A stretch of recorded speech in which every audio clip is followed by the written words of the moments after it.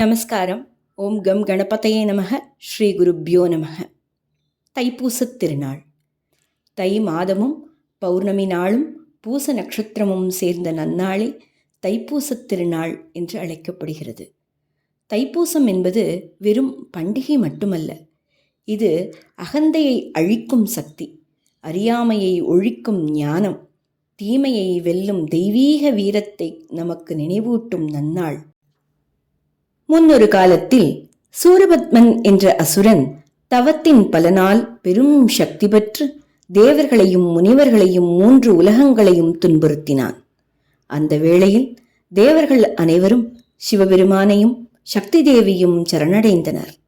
அப்போது சிவபெருமான் தனது நெற்றிக்கண்ணிலிருந்து 6 தீப்பொறிகளை உருவாக்கினார். அவை அக்னியால் ஏந்தப்பட்டு கங்கையால் காக்கப்பட்டு சரவணப் பொய்கையில் 6 குழந்தைகளாக மாறி கார்த்திகை பெண்களால் வளர்க்கப்பட்டன. பின்னர் பார்வதி தேவி தனது கருணையால் அந்த 6 குழந்தைகளையும் ஒன்றாக்கி ஆறுமுகனாகிய முருகப்பெருமானை உருவாக்கினாள். கங்கையால் காக்கப்பட்டதால் அவன் காங்கேயன், சரவணப் பொய்கையில் தோன்றியதால் அவன் சரவணன், கார்த்திகை பெண்களால் வளர்க்கப்பட்டதால் அவன் கார்த்திகேயன், அழகே உருவானதால் அவன் கௌமாரன்.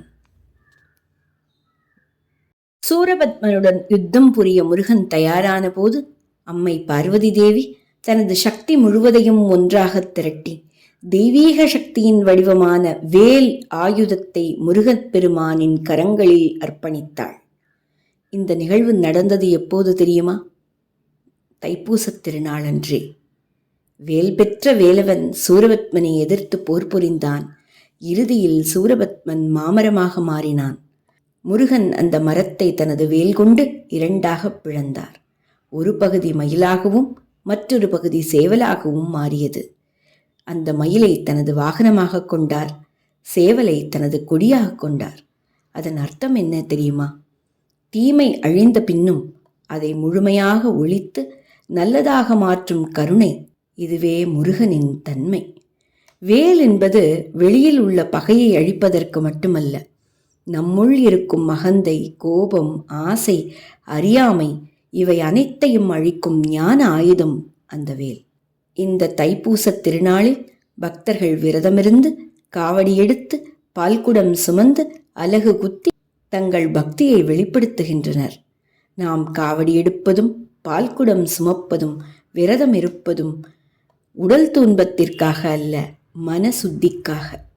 குடும்ப பாரம், மனச்சுமை, நான் எனும் அகங்காரம் இவை அனைத்தையும் காவடி வடிவில் சுமந்து பாத யாத்திரையாக நடந்து முருகனின் புகழ் பாடி ஆடி அவனிடம் சமர்ப்பிக்கும் தாத்பரியமே சரணாகதி தத்துவம். அவனை முழுமையாக சரணடைந்தால் நம்மை ஏற்றுக்கொண்டு அனுகிரகம் செய். நன்மையை தீமை வென்ற நாளில் நமது மன, உடல், ஆன்ம தூய்மைக்காக வழிபாடு செய்வது மிகவும் சிறப்பு. பழனி, திருச்செந்தூர், சுவாமிமலை போன்ற முருகன் தலங்களில் தைப்பூசம் வெகு விமர்சையாக கொண்டாடப்படுகிறது. இது மட்டுமல்ல, உலகில் தமிழ் பேசும் பக்தர்கள் எந்தெந்த நாட்டில் வாழ்கிறார்களோ அங்கெல்லாம் தைப்பூசத் திருநாள் வெகு விமர்சையாக கொண்டாடப்படுகிறது. தைப்பூச நாளில் உண்மையான பக்தியுடன் வேண்டினால் முருகன் அருள் கிடைக்கும், வேண்டுதல் நிறைவேறும் என்பது நிச்சயம்.